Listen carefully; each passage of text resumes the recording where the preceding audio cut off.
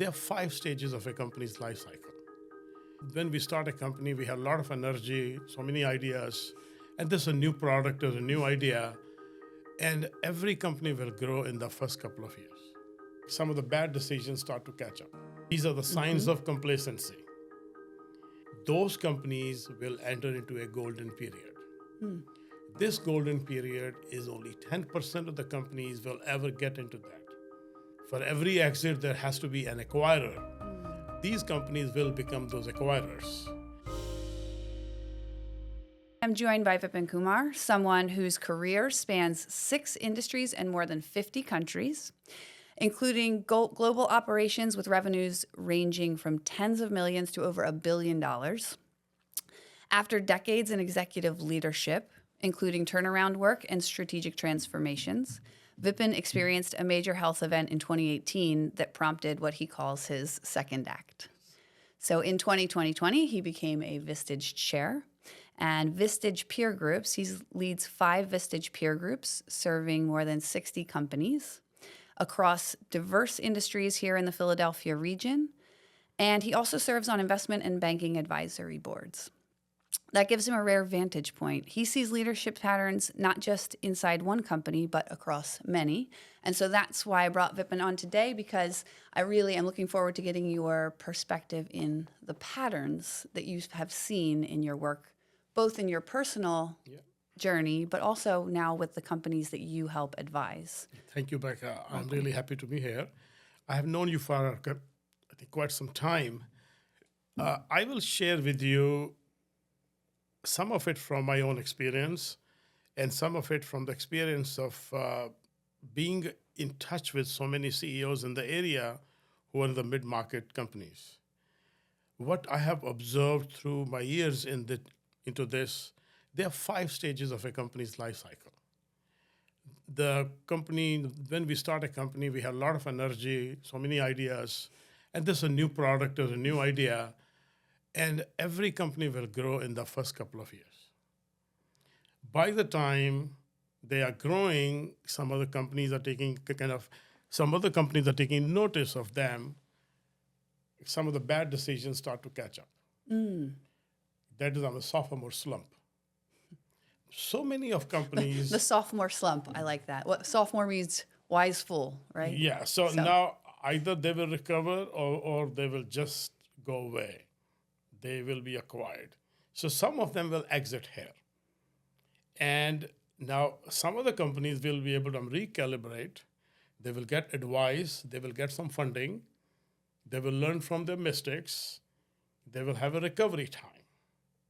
And I have seen companies will recover from here and they will continue to grow for a long time.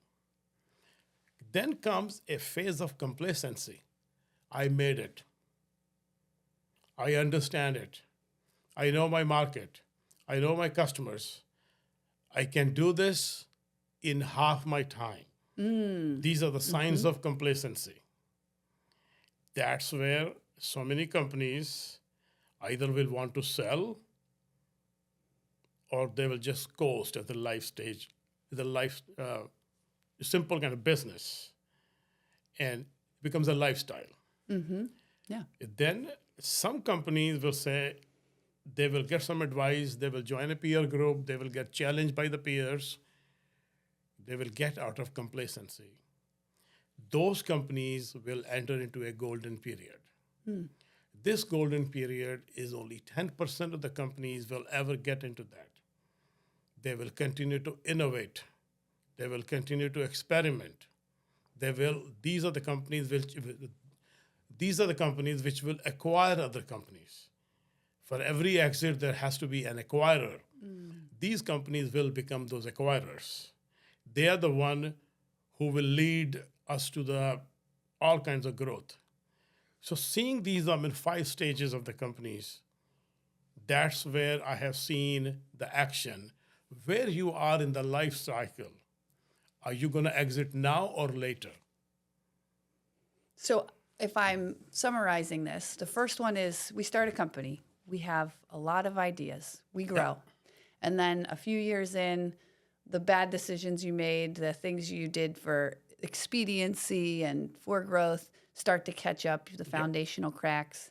And so this you kind of see as exit point one. Yep. Either the company fails or somebody acquires them Yes. or they figure it out. Yes. Right? The sophomore slump, you call it. Yes. Okay. Let's talk through that for a minute.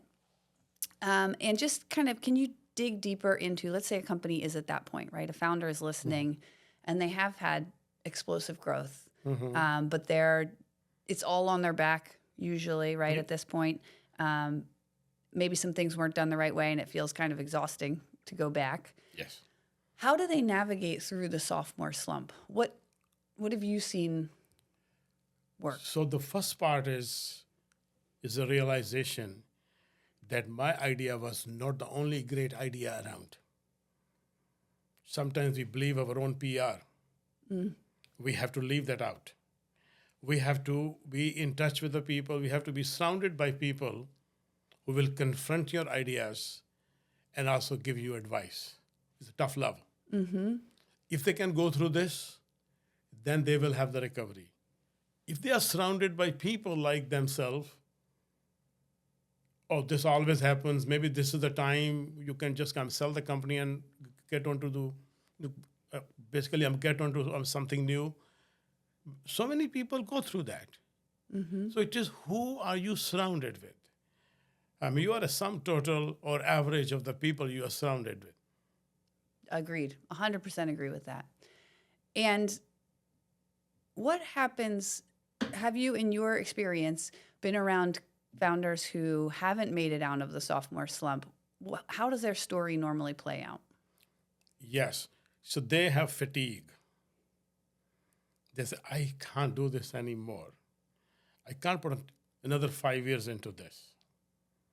And then somebody shows up, some kind of opportunity shows up, they just go out on the first opportunity they find because they are tired. They don't see the other end of the tunnel because there's nobody to show it to them. So idea is that, are you surrounded by the people who are growth-oriented? Are they compassionate to help each other? Are they intellectually humble? Are they nimble? Because this phase is a very expensive phase. All your investors are looking at you. Are you doing it? Are you going to get through that? They all are discounting you. You are so self-doubt. To get out of all those things, you need to think very differently. And how do you think very differently if you are surrounded by the people who are just thinking like you? And also what I've seen in this phase is there's a sort of posturing, and I think it comes down to fear with the founders where they isolate themselves from their leadership team. They kind of take the weight on. They yell at their leadership team, like, why aren't you solving these problems? But there's not the open discussion. I have seen this so many times, even the companies where I used to be. I mean, I have gone through all these stages in the companies where I was. I was very fortunate to be in the 6 companies which have gone through their own phases. Some of them are family-owned, some of them are 6, 7 generation, some of them were startups, some of them were actually joint ventures between the 2 companies, one in one country, second in another country. So everything I see before, I have seen the same story playing with the different cast of characters. Can you think back to a time specifically, someone, maybe in one of those companies, the CEO, who was in that sophomore slump and maybe inside their brain a little bit of how they got through it? Obviously, I think where you're going and where I also see is you need to get help. You need to get outside advisors, peer groups. Vistage is great for that. And I myself was part of a peer group with growing my business. And there's something about being in the room with people who are excited about the future, but also, they know what it really takes. They understand, they see through the bullshit, let's just say, of it. See, does any story come to mind around that? I have stories. I'm just trying to sanitize the names in my head. Yes, please. So what happens when market is down? It's very easy to say, oh, market is down. Market is not down for everybody at the same time. We are a $30 trillion economy. It doesn't have a switch on, off for the whole thing. Some sectors will go up, some sectors will go down. And basically, sum total is still, $30 trillion. In the same industry, some companies will go up, some companies will go down because the total demand never dies down. And you see, are you grounded in reality? Is this because of industry dynamics, or you can control some kind of microcosm of it? Do you have some customers who will always stay with you? Can you chart out what is my worst case scenario? How far I am from the worst case scenario? How do I stay out of that worst case scenario? These are all the numbers, quantitative. That's why I say you got to be grounded in the reality. Once you know your reality, then you say, how do I now continue to grow? What is my growth story? How many customers I need to call every week, every month? There is demand. Why not I become the person they will call instead of any competitor who may be a little fat and happy?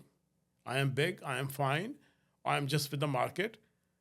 You have to find a way to find the growth in every circumstances. It is being a company CEO, being a business owner is very difficult thing. You are alone at the top. Nobody is there.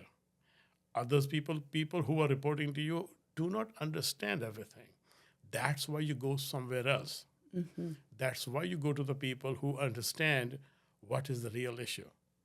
I want to go back to what you just said, which is you have to find the growth in every opportunity, right? And especially if you're a founder that's hitting that burnout point, what I see is people make hasty decisions because they just want the pain to stop. Instead of figuring out how do I reset for a little bit longer haul, right? Don't go full out right now. How can I scale back and find the growth in one opportunity and focus there? And then, so the next phase, right? So they are in that, they're in the burnout, the sophomore slump. Let's assume they did not go on a business. They found an acquirer. Let's talk about that a little bit at this phase of it. How far ahead do founders think they are versus where they actually are when it comes being ready to exit? So this has two parts in this. Part one is it your timeline or is the timeline of the acquirer? I would think in this situation, we're on the timeline of the acquirer, right? Like Yes. I'm desperate, right? So. Yes. So if you want to follow your timeline, then you're selling pennies to $1. You have to be a useful company for an acquirer to look at you. How do you become a company which will be useful to them? They don't want to see what happened in the past. They are buying next 5 years of growth. Do you have it? Do you have a story which tells them, yes, you have a growth? What is your narrative? So even if you're in that desperate situation, you don't want to look desperate. You want to say, hey, we have this growth. We have this opportunity right now. Here's how we're going to attract it. Yeah. And then we partner with you. Yes. When have you seen it go wrong? That burnout, quick sale, just exit for whatever I can get? That is when they have fear. Overall economy is down. I don't see we're going to recover in the next 5 years. There's a margin compression. All my customers are asking for a lower price, but I have my cost structure which I can't change. I don't have anybody who can take care of this if I go away. I have a short window. So all these fears. So if you see, there are 3 triggers. One is fatigue. Second is opportunity. I have a competitor who just sold at a kind of a high multiple of EBITDA. And I have a banker who shows me that I can sell too. So I have an opportunity, but no two opportunities are alike. Third is a fear. These 3, fatigue, opportunity, and fear, are the main drivers Oh, there are some others too. Any buyer shows up, they want to buy a company and they don't want to build it from the scratch. They know you have an imperfect company, but they can fix it, and they will buy you at a discount. Nobody from your family wants to take over the company. You have a key executive who has just decided to leave for any reason. So, and any private equity company shows up, they are trying to find companies to have a platform built, and they are buying any company they can find just to try it out because they have the money to do that. So these things combine, act as triggers or multiples of triggers, and then you find you have a confirmation bias of your own. I have seen combinations of these throughout my career. When would you recommend, this podcast is called The 5-Year Exit, right? And the idea behind it is, I've seen and work with my clients, they start thinking about exiting and they think it's 1 year or 2 years away. Or in their mind, they're like, oh, I want to exit in 10 years, but I have a lot of time to think about that. And the goal with this is to say, well, if you start sooner, your exit will be much larger. The road will be less chaotic, and maybe you can enjoy it. And when I hear those three things, the reasons why people sell, fatigue and opportunity and fear, really how I see it is you should be addressing all three of those ahead of time. Number one, protecting yourself from burnout. Don't put all of it on your back. Slow down, moderate your pace. Opportunity, which we're going to talk about in a minute, mining for the best ones there. And then, fear, the best way to overcome fear is through knowledge, right? Yes. So how would you recommend, let's say it's 5 years out and you've got someone who's willing to slow down and put in the work. How would you recommend that they attack those three pillars that will trigger sale? Founders rarely wake up in the morning to say that I want to sell. They wake up wanting to be not the only person left holding the bag. Yes, founders wake up not wanting to be the only person left holding the bag, 100%. So if you want to sell, you have to really have a reason. Why would you sell? What will you do after you sell? And you work backwards. Okay, I want to be here in my life at the age of 50. I'm now 30. I'm going to build a company for 20 years.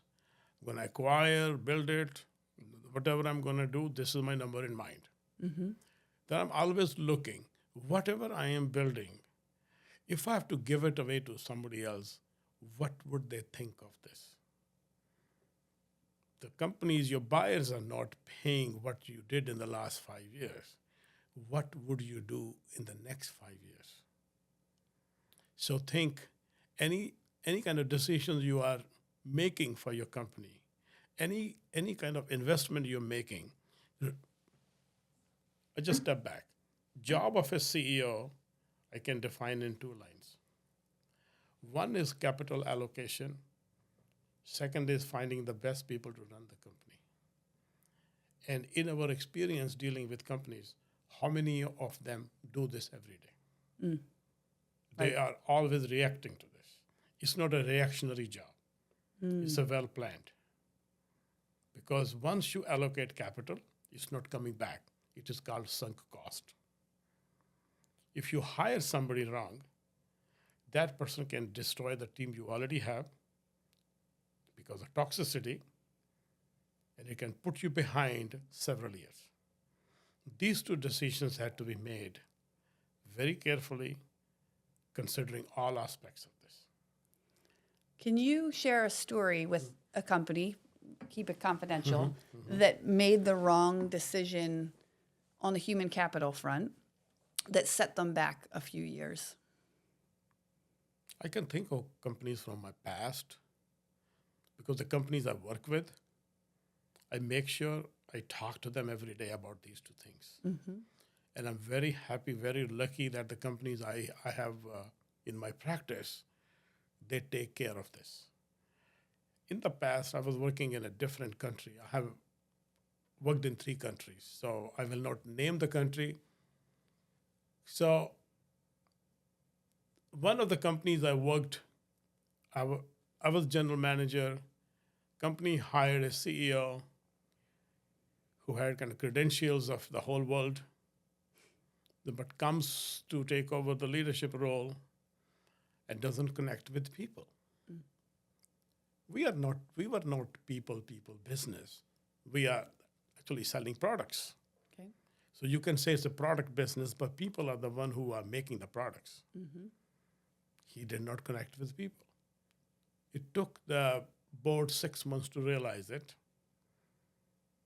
Then they took another 30 days to maybe 60 days to finalize what do they do with this. Then they took another 90 days to make a decision. Then they had to find a replacement. So we are talking 12 to 15 months of cycle to make a correction. We are in a fast-paced business. 12 months is a lifetime in a company. You can never catch up. You will still make some errors. What is the magnitude of those errors? What happened? What happened to the company during this 12-month period? The overall value, company's valuation, that was a turnaround assignment I did. The company's valuation came to a halt. We were not able to find a buyer. We had a buyer actually refused. That I don't see, you have a team. So they are not buying a business. They're buying a team which will actually run the company.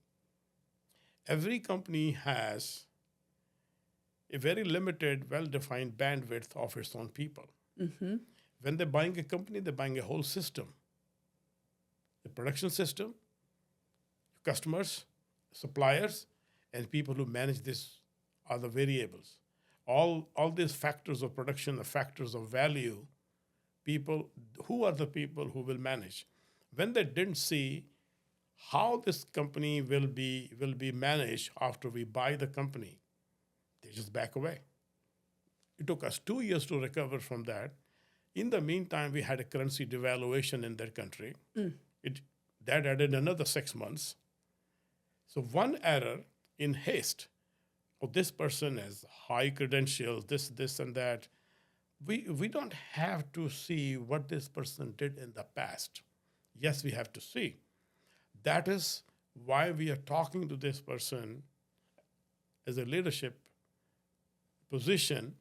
This person has done these things in the past, but can this person do these things again? It's a leap of faith we take. And the leap of faith has to be validated by all the things we do the verification. I trust, but I verify again and again. Well, and while we do, behavioral analytics, adding that in, it's interesting to me because the resume is part of the story, but the resume is just a story. Very rarely do people go through and vet if somebody says, I took revenues from 10 million to 20 million. Was it that CEO? Or was it the exceptional sales leader? Like you can take credit on your resume for other people's work. Exactly. That you have to understand how much this person contributed. How, in that situation with that CEO, where do you think it went wrong? Why do you think he got put in the role? What could have gone differently? The board was so overwhelmed by his education qualifications, college degrees, and the companies he worked with. Those companies were much larger and much different. Here is a turnaround assignment. What do you need when you have a turnaround assignments? 2 things, combination of 2 things. You have a subject matter expertise. You have a sense of urgency. And where do they match?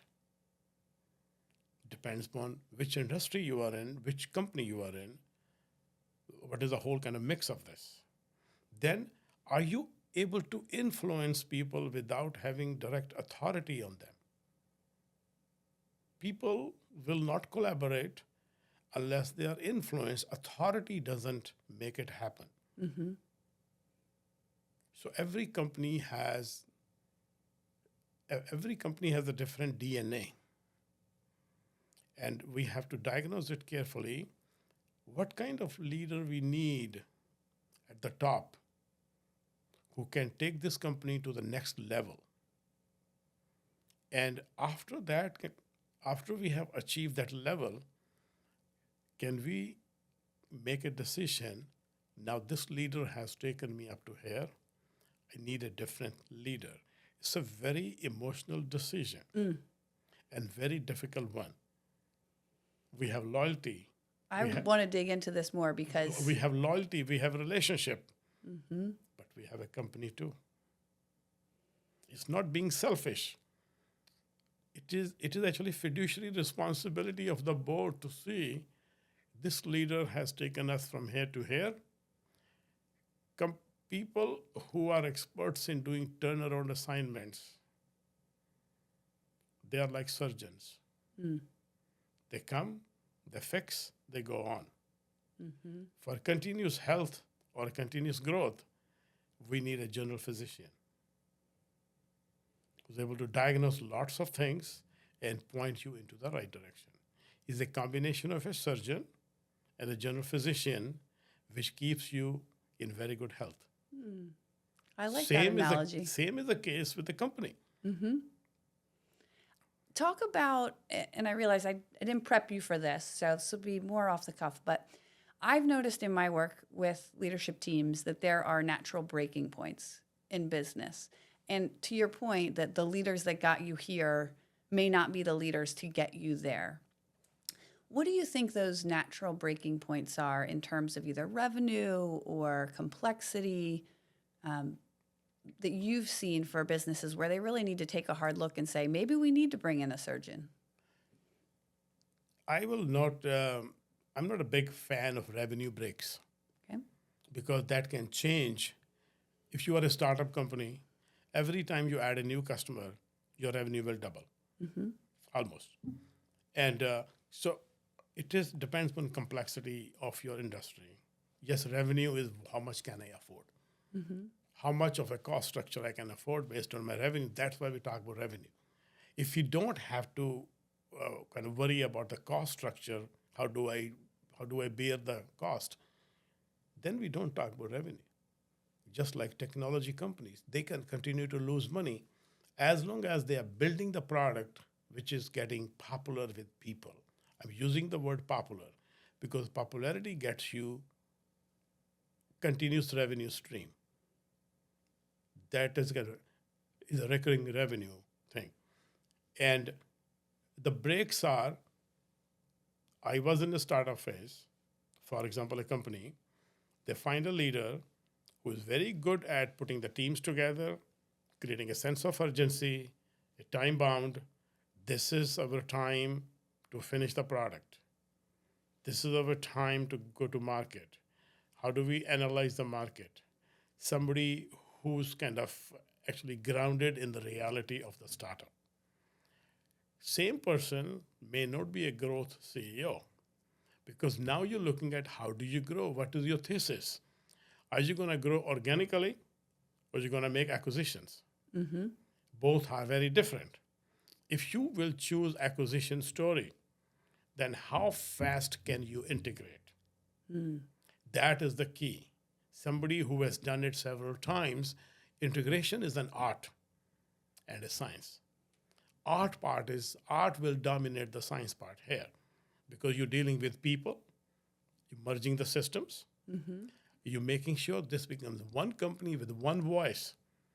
Not this is how we used to do there, this is how we used to do here. No, it's no here there. Only one company.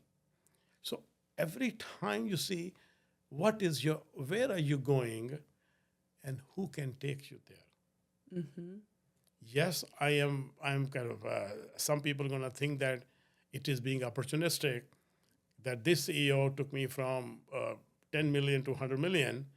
Now I tell this CEO, I don't think you are fit. There is also some kind of solution to that. Board has to understand and also invest in that CEO. Why I use this word intellectually humble? We know what we know. We do not know what we don't know. What we don't know that we don't know is all kind of all black. That area we have to throw the light on. Do you find with these CEOs, let's say you have a CEO, we're talking about breakpoints, complexity, right? And it sounds like to you, it depends on how are they going to grow will add the complexity, and then what kind of complexity, right? If they're going to grow organically, marketing, popularity, that kind of traditional lead generation route versus acquisition, then lead generation is less the focus. It's more how fast can you integrate the company. Yeah. And then it's your leadership team capacity to continually develop Yes. the talent, the systems. You said it perfectly earlier, is that, the job of the leadership team is to run the systems. Yep. And that's what you need leaders capable of doing. In an organization where, in that example, CEO takes a company from 10 million to 100 million. In my experience, that would be a pretty impressive growth for us, first-time CEO doing that, right? I usually see a break like 10 to 50 million maybe in complexity. Yeah. But how do you have that conversation with the CEO? The board and the CEO should have a nurturing relationship. Board is not a supervisor of CEO. Board is a collaborator. Okay. This is our person at the helm of the affairs. This person has custody of our trust. This is our job to make sure this person also develops. This person is not working only to solve the company. There are 4 parts of a CEO or a leader's brain. Part 1 is making sense of the things. What is happening around me? Based on that, can I develop a future state? Based on what I have developed, what could be the future state? What am I missing today? My audit. And how do I invent or acquire that gap between what I have today, what I need to be at the future state? Part 4 is what kind of relationships I need to continue feed all 3 other parts. Board is the gatekeeper for that. That every time there's a board meeting, there should be item on the agenda. Where can we go from here? How fast, and what do we need? Means our leader has thinks this would be the future. Now, can we validate it? Can we validate even half of it because it's too far away? Now, what our leader needs to hear? Where do we send our leader? To a class, to a peer group, to an executive coaching session, continuously, where this person can learn and hear other people who are also growing, who can challenge this person's point of view and help this person form a very informed point of view. So this is a continuous education in addition to running a company and also having a family life. It is a tough call. Only very few people get there. Somebody asked me, I become a director now, where do I go? I say, you become director when you know everything about your work, you are a subject matter expert, you have a domain understanding and knowledge. That makes you a director after 10, 15 years of work. Only 5% of directors ever become VPs. Did anybody think why? When somebody is a director, there are many other director level people. How do you collaborate with other directors? Those people become VPs. Then only 5% of VPs become SVP, EVPs, or go to the C-suite. These are the people who not only collaborate, they influence without having authorities on their colleagues' teams. Now, next, they can connect every action they do to the company strategy. They see the chessboard from a different angle. All others see chessboards across them, and they see chessboard from the top. That where are the pieces, where these pieces can go, and what can I do to expedite it? So those are the leaders who continue to educate themselves, continue to think, what I do not know, I do not know. That part of the pie is very complex. That can change your whole perspective. Well, and I think also important thing you mentioned there was, and I've seen this play out as well, too many leaders, EVP, SVP, even the C-suite level, who are thinking about what's in it for me instead of what's in it for the company. And I've found that the leaders that put the company's goals first over theirs are the ones that naturally elevate. I call it enlightened self-interest. So if a leader builds a team that has enlightened self-interest, it is enlightened because it is thinking how it will help the company, then the company will help me. It means company will reward me. First company, then I. First is the system, then it is me. How are we feeding the system? Because the system takes care of us in the end. I think often, to that point, you've talked about systems quite a bit.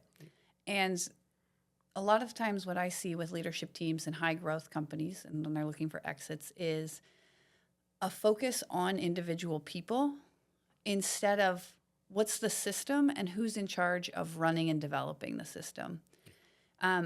Is there, if you look into this, like, is there a people issue, going back to founders thinking of exiting, is there a people issue that you often see get ignored? When you look for patterns in the people you've coached, that they let go on way too long. And I have seen this quite often in smaller companies where systems are still the person who started the company. And the person has a confirmation bias of what kind of people they're going to hire. When they actually realize this is not the person I am hiring a piece of the system who happens to be a person, that is a break point in their growth. They actually start to think a little differently. I know this person from my childhood, so I know, okay, childhood is fine, you have a loyalty, personal loyalty. Will this person take your company to next level? What is the next level? So are you looking for a team player for your business, or you're looking for a beer buddy? Or even a replica of yourself. Yes. Because you built the system and you think, well, I did it, they should do it, right? I don't understand why this is so hard, whereas... It's a human nature. And that's why we talk about systems. If we can apply 50% of the systems we have, we will be at a much better place. Either it is systemic, or we focus on the systemic issues, say how this systemic issue connects with the system. Every systemic issue will have some connection with the system. We end up only fixing the systemic issue, and we ignore the system. And then one step further, whose job is it to fix the system? It shouldn't be the CEO's. It's a collective job. That's the debrief. The team, yeah. It's a debriefing in the team. This is how I messed up. Intellectual humility. This is how I didn't do my job. I will do my job in future. So that means I will be accepting what I did not do. What did I do wrong? How did it hurt the company? I'm conscious of this, and I'm going to fix it. Help me, please. All of you in the team, help me, please. That is where cement is intellectual humility. We will all make errors time to time. If we can own them, then we are fixing the system. And it's the leader's job to create a safe space. Safe space, yes. Where people don't feel like they have to come into that leadership team meeting and posture and say, no, I've got it. Yeah. Where they can't drop the hammer every time somebody messes up, because then people are afraid to admit that. So anytime we say we lost market share, that is the main driver of who didn't do the work. Somebody say cost is high, I can't sell. Somebody say we have all the product, they cannot sell it. Somebody say, oh, I have the sale, but I don't have my containers on time. All my shipments are delayed. It is to sit together. Where do we have some friction in the system? Can we lower the system? Every system has some sort of entropy as the companies grow. How do we lower that entropy? That is a continuous work. When we meet every month or every week or every 2 weeks, we should actually start with that. What could we have done differently last month? And also, I find the best leaders, when you have those debrief, simplifying the systems. That usually the first version of a system is pretty complex, in that, we need to account for all these things. And then after you run it for a bit, and if you don't have that leadership conversation, then you don't get to the optimal system, right? The debrief, as you mentioned it. So for my leaders, right, let's assume right now that the person listening to this is potentially in their sophomore slump. What were the other three stages? Recovery, complacency, and golden period. Okay. So let's assume that the founder listening to this is maybe in that sophomore slump or is in that complacency, recovery or complacency, and they want to get to the golden period. It's 5 years out. They're willing to slow down and protect their energy so that they don't fatigue and make a stupid decision too fast. What 3 to 5 pieces of advice would you have for them? Like, do this, then this, then this. So first is to take a stock of where we are. Very honest. You get somebody from external, a kind of facilitator, or if you can do on your own, because you should not think you can do on your own. Somebody who's objective, somebody external comes and say, where are we and where are our competition? Do we have a reality check of our place in the market? You can vis-a-vis our competitors. Now, can we see where our customers are? Who are our customers? Where are they going? Are they going? Where are they going? Is their path also growth path? Are we aligned with their own journey of growth? If we're not, then we have to choose which customers we want to be with. It is a very difficult thing to tell, oh, this customer doesn't going to fit in a business. Or we're going to lose revenue. We're going to lose relationships. Understand? How many companies you know who, after doing this analysis or kind of segmentation of their customers, have said, I don't think we have capacity to serve, or we should invest any more time in these customers. This is almost 20% of our revenue. Then people will say, oh, well, it is supporting the cost structure, this. So now we are hostage to this. How do we free ourselves that we have done well so far? It doesn't guarantee the future. If we were starting again today, yes, would we still serve this every customer? Every day, not every day, every now and then, it is a startup phase. Where are we going means, are we changing our direction? Are we changing our market segment? Which ones of our customers are growing faster than other customers? Can we rate these customers? Then we're saying, where is the market? How is the gap? What is our penetration in this market segment? Doing a deep dive, quantitative, qualitative, and say, we are making a bet on this direction with these 10 customers with these 10 categories of products, now can we also secure the back-end supply chain? Where are our suppliers? Which of the suppliers we need to keep along? Which of the suppliers we need to have a deeper relationship? If I can interject with the story to highlight your first point about that, one of my clients is in manufacturing, very mature manufacturing industry that, the company also has aging equipment.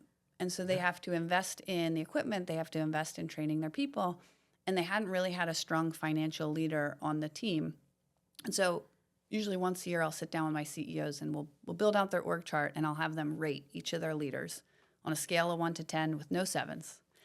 And if they're below, 6 or below, then I say, can we quantify the cost of this poor performance? And so we did that, and it became apparent. I said, well, if your finance person was stronger, what would you do? And he said, I would sit down and I would do a cost segregation and cost segmentation on all of our clients because we know we're going to have to invest capital in the future. Are we investing it in the right place? And the result of that cost segmentation was they realized one of their main customers, who probably made up 20, 30% of their revenue, they were losing money on. And it wouldn't be sustainable because they wouldn't have the machines available. And so they said, well, we have this new area which has a lot of potential, is growing. We should invest there. And in the meantime, we have these solid customer base who we make a little bit of money on, but we could probably increase our profit margins. And so they took this, by having the time to sit down, take stock, to your point, they were able to say, these ones don't make money. These ones we should increase prices so that it makes more sense. And here's our growth opportunity, right? So it's a combination of qualitative, quantitative, because we don't know how the market is going to shape. We have some idea. We continue to improve our idea about the market as we find extra information, the new information, new way of gathering information. Future is not always uncertain. Future is always undefined. How can we lower uncertainty is finding more sources of information to feed into the model. Great point. Then you see, as I was saying, a part of the CEO brain or the leader's brain is making sense of the things. Right. So you take stock. Step one for the CEOs, founders, take stock, and then make sense of the things, create what will be the future state from that. What I don't have, can I invent or can I acquire to get to that kind of stage? Then what are the relationships I need to continue feed? How do I make sense of the things? How do I visualize the future? How do I come to what I need to invent or acquire? These three things are fed by the quality of relationships I have in the world. It is a continuous work. It never stops, but it's not painful. It will be painful if we don't do that. The outcome will be, am I going to sell the company? Will I ever get to the golden period? The goal of every entrepreneur is to get to the golden period where I have made it. Now I'm going to buy companies or I'm going to grow my business. When people say I'm going to grow my business, they think they want to grow maybe slightly higher than their industry average. That is not what my definition of growth is. You choose 10 companies of your size in your industry. Assume if they're growing collectively at 10%, if you're not growing 20%, double the rate of your peers in your industry, you're not growing.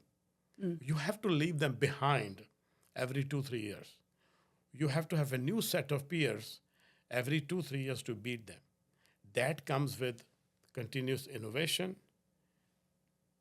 creating systems without friction, and evaluating, are we here by accident or we earned this? Do we have the management bandwidth? Oftentimes, I see a leader is doing two things because the companies are smaller in the beginning. CEO is also doing work of a COO. Very distinct skills as the companies grow. CEO is a visionary. COO is a missionary. They have to carry the mission, but they have to challenge the visionary. So hard. Is this vision going to take us to where we want to go? Or it is just something you think about it? Can you back your thinking with logic? In the end, it has to pass the test of math. Math is not an opinion. It's very definitive. What is the market share percentage? How does it translate to how many dollars? How fast the total market is growing, the TAM? Are we growing faster than that or less?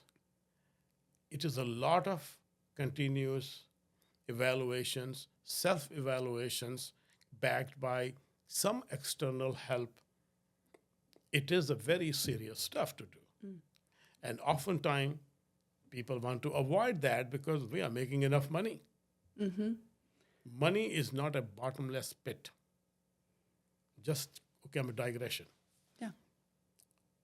The 4 or 5 companies in the US have spent $640 billion on AI infrastructure this year. Yep. That is 2.2% of the annual GDP of the United States. Insane. It's an amazing amount. I'm adding another the layer of insanity to that because if we talk of Moore's law, every 18 months, Yep. the cycle of technology, we will be actually doing another round of investments every two year. Compare that with the national highway system, which cost us 0.2% of the GDP at that time.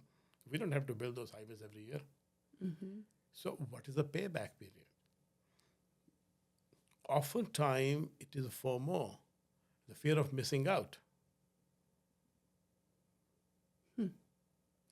And it's interesting to hear what you're saying is you talk about innovate and systems. And in this example, it's like some of the systems will be a small percentage of your expenses, right? Yes. Because those are one time or you set them up and they go, versus innovation is going to be a much higher percentage. And what I see and what I'd like you to talk about the complacency side. You're in Vistage. Vistage is an amazing peer advisory group. And you meet once a month with your clients. And what I see, even the same with my clients and my consulting, is there's sometimes lip service to I want to grow, but I am afraid. Or you're asking a lot of me. And sometimes people will say, oh, I don't want to invest. Peer groups can be $200,000 a year. They can be $25,000 a year. But the returns can be millions of dollars 5 years later. And what would you say to someone who's thinking, I want to get out of complacency. I have some fear about investing the money in growth. Yeah. What would you say to them? Taking baby steps. The fear is very genuine, it's very real. Also philosophically, fear can change the course of your destiny. If you have fear or not fear, your destiny will be different. So that going back philosophically, but coming back to business. They have a fear that I will spend this much money on this, I will not get the return. Then do some kind of research beforehand. Get advice. Should I invest? Have somewhere else other than you who can do the talking with you. Sometimes we just talk to ourselves and we just believe it. Just like we believe our own PR, we also believe our own doom cycle. So getting out of that is important. Having a company, running a company is a very bold thing to do. Very bold. So these people who start their companies, they are very bold. But sometimes we see a failure kind of slows us down because we take it emotionally. Again, is this failure because of systemic or because of system? What could I have done differently? What will I do differently next time? It is a very continuously thinking, continually having people around you. Sometimes it is family, sometimes it is 2, 3 kind of college mates who have seen you when you were in school, college. Some people who can call your BS. And I think also to trust yourself. You know, if you're a founder or CEO of a company, you've taken risks before that have panned out, Yeah. right? And usually, with most of the founders I know, once they get the information, once they get the knowledge, they are great action takers. So go put yourself in the room where you're going to get the knowledge so that you can take the action. But action is where, when people say, this is the potential, what is the difference between potential and kinetic? It is action, intent of action. Yep. Yep. So the intent of action comes from, if this doesn't kind of work out, what would happen? Can we quantify that? Will it, wipe me off? Will it just put a dent on me? Then you can calibrate. The word calibration comes here. These are the possibilities. How do I calibrate that I don't get hurt? How nimble I am or my systems are to calibrate on the face of kind of sudden failure. So you can imagine what happened during COVID time. There are 2 sets of companies. Some were acquiring companies, some were selling companies fast, because those who had fear, because they could not calibrate, they did not know what to calibrate, how to calibrate. They had no help. They were trying to do on their own. They were kind of reactionary, not calibrating thoughtfully. So those companies have grown faster. I started my Vistage practice on March 27, 2020, when everything was shut down. I got 8 companies who joined my group. Very first question we ask each other, nobody goes down on our watch. Tell who needs help. Second was, crisis is a terrible thing to waste. What do we learn from this? How do we take any benefits for us? Third is, what is our 90 days plan to take care of this? I just had 3 slides. We actually spent 6 hours talking about that because they were all committed to each other. During COVID time, that become actually 14 companies. Few of them joined our group that, can you help me sell my company? They're very honest. I am done. I am of this age group, or I just want to finish. I just want to take some money off the table. We help them too, because they openly shared their intent of joining the group. So being open with the people you trust is very beneficial. Well, and that taking thoughtful stock of where they want to go so they can get there. As we wrap up, you know, some of the points that I want to make sure that we hit today is, I loved how you laid out the stages of the company, right? The growth, and then the sophomore slump, and then the recovery, right? And then I think where people tend to get is that complacency. Are they willing to trust themselves, to invest in themselves before it becomes crisis, so that they can have the best exit, right? And what would that be worth? I think they have to quantify that in their head too, is if I can get my multiple up this, then this translates to X more millions of dollars for me, right? Complacency is where you have some time, some luxury. Now you have recovered. Now we're asking you to get back to work. Now you can think a little differently, that you have a good balance sheet. Either you become an acquirer, or you are in a good shape to be acquired. If you want to acquire companies, this is the time. That means when you buy a company, you're not buying a company only. You're buying a team. You're buying a new market segment that is complementary. It doesn't cannibalize your business. And you're adding talent. Why do companies buy companies? Basic question. It's a test of 3 questions. Will I cannibalize any of my market or combined market of 2 companies? Number 2, will it lower combined cost of running the 2 companies? Number 3, what extra talent I will get with this acquisition? If you don't pass these 3 tests, don't even think about it next time. Very, very simple tests.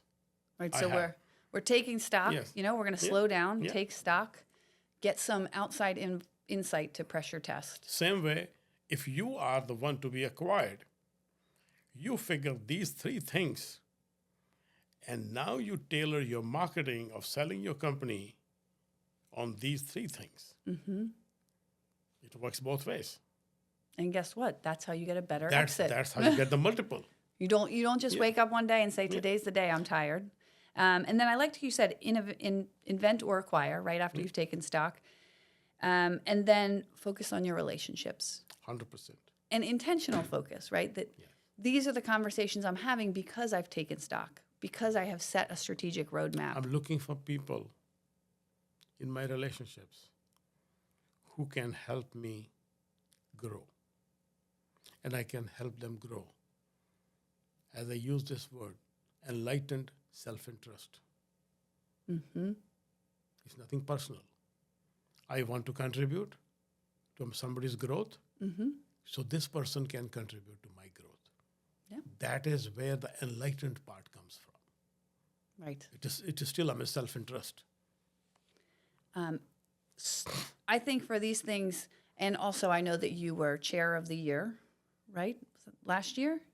I am the reflection of my members. He is I a have humble been man. 3 times, actually 4 times, Chair Excellence Award, and also Master Chair Award this year.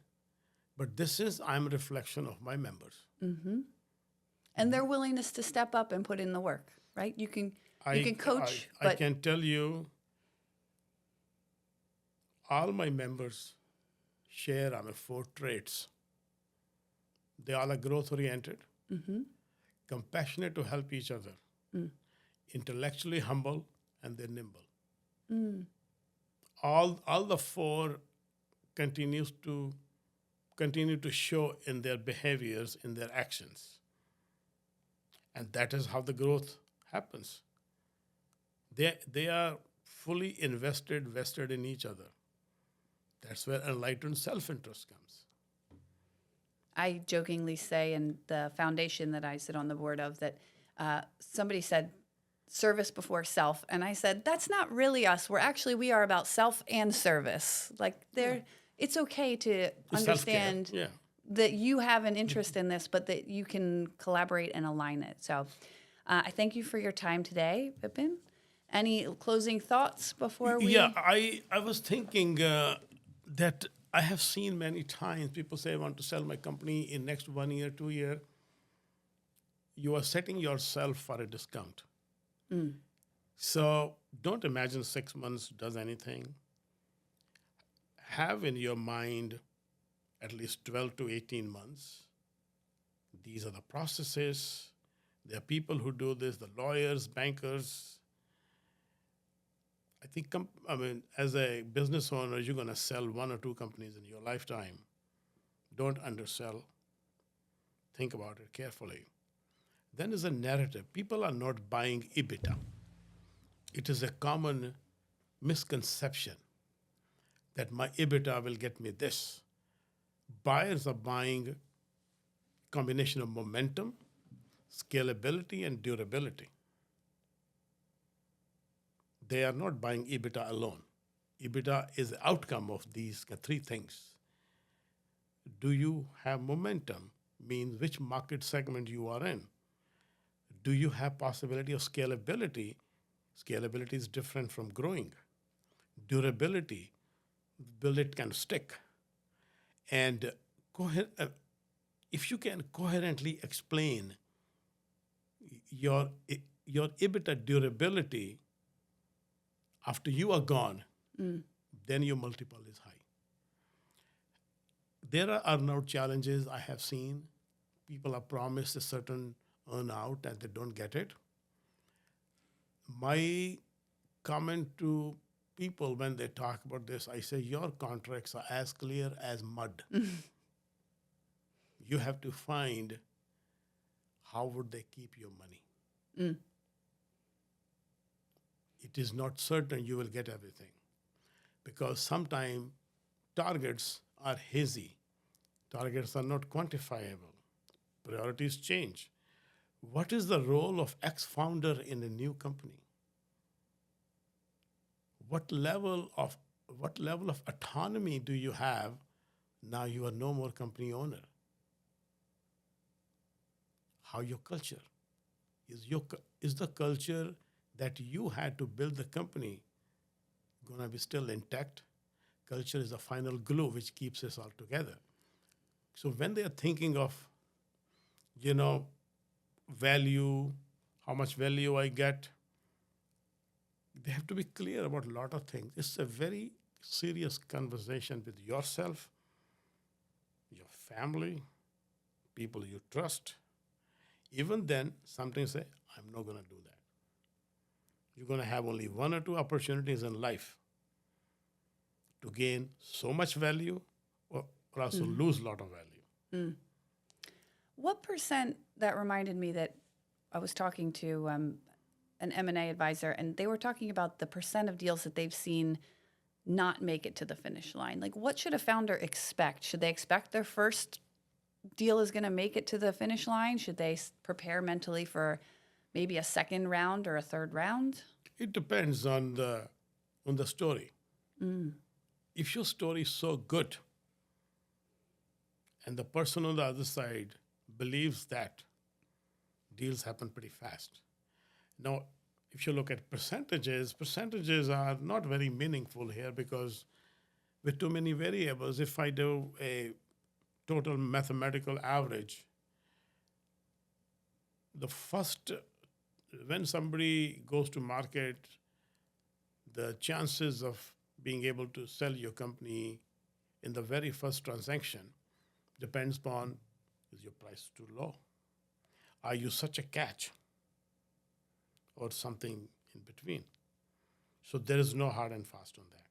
It depends. Every time it will change. Some companies never sell. Yeah. So when we say when we say the market is 80-20, market is not 80-20. Market is 20-60-20. 20% companies never make any money. And 60% next are one or two bad deals, or any bad kind of moves that will get them down. Only 20% companies continue to grow. So are you in the bottom 20? Are you in the middle 60? Or are you in the top 20? If you're in top 20%, your chances of being acquired in the very first time is very high. And obviously that's where you have the highest exit valuation as well. These are also the companies who want to buy others. So it's a very different dynamics by each kind of situation is very, very kind of customized to see where it will end up. One last question. What other advisors would you recommend that a CEO or a founder has on their team to help navigate this journey to sale? They should have a combination. They should have a team.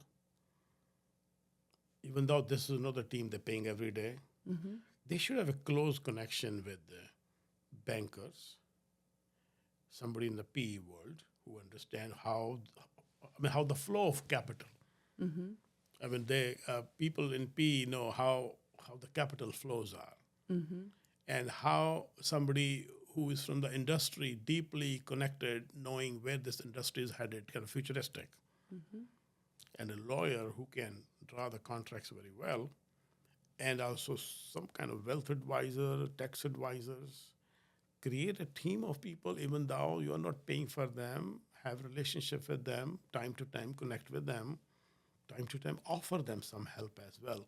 First is to offer, enlighten self-interest, then ask, I need this help. No harm in asking, I need your help. picking your brain.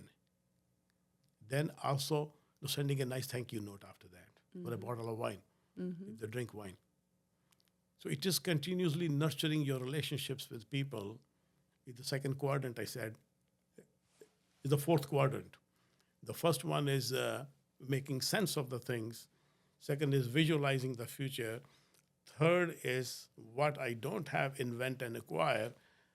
Fourth, feeding into the relationships I have. It is here. Great. I appreciate your time today. I know you have a lot of knowledge in your head that I was very excited to help bring to the masses here, to our listeners. I am very happy to talk to you. I always say if anybody needs help from somebody, they think that person very highly, only then they think that person can help them. I do. I think that you can help. I mean, obviously, your history speaks for itself. If people are interested in connecting with you further, LinkedIn is likely the best way to go. Best one is LinkedIn. I always answer my any email, any message I get. I'm very sorry, not kind of sorry to say that I sometimes feeling very ashamed that I'm answering those messages on a Sunday along with my family, but I always answer messages. Why? When somebody needs you, that is when they need you. They are not looking at your calendar. So somebody needs help, I should be there to help. And I would say take advantage of that, audience, if you're thinking about it. I know even our conversations about my business have been incredibly helpful and thoughtful. So, and then if you got something good out of this podcast, what I would suggest is, Vipon mentioned it earlier, but to me, knowledge without action is pretty meaningless, right? What is the intention of gathering knowledge if you're not going to do something with it? And if you are a founder who's in the fatigue state, just pick one thing. To Vipon's point, sit down, take stock of where you're at, make space in your calendar to do that, find a trusted person to talk to. So thank you again for being here, and thank you for having me. We look forward to our future conversations. Likewise. Thank you so much. This is the 5-Year Exit with Becca Shea.